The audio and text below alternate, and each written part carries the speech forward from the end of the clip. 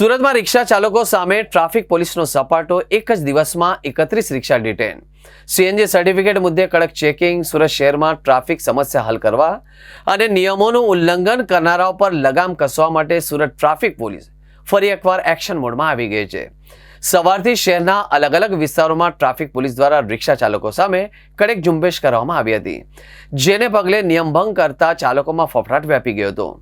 Special drive દરમિયાન પોલીસનો મુખ્ય focus CNG hydro testing certificate પર રહ્યું છે. સુરક્ષાના કારણોસર અગાઉ પણ સૂચના આપી હોવા છતાંય જે રિક્ષાઓ માન્ય સીએનજી સર્ટિફિકેટ વિના કે તેની સમય મર્યાદા પૂરી થઈ ગઈ તેમ છતાંય રસ્તા પર દોડી રહી હતી, તેમની સામે લાલ આંખ કરવામાં આવી હતી. એ ઉપરાંત ચાલકોના licence, permit, RC book, fitness certificate જેવા અન્ય કાગળોની પણ ઝીણવટભરી તપાસ શરૂ કરવામાં આવી હતી. પોલીસને આ કડક કાર્યવાહી દરમિયાન માત્ર 2 રિજિયન એટલે કે 2 રિજિયન વિસ્તારમાંથી એક જ દિવસમાં 31 જેટલી રિક્ષાઓ ડિટેન કરવામાં આવી હતી.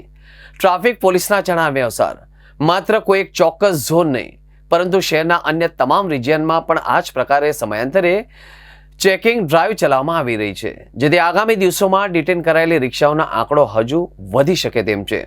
શહેરીજનોની સુરક્ષા અને ટ્રાફિકની સુવિધા માટે આ ઝુંબેશ આગામી દિવસોમાં પણ ચાલુ રહેશે.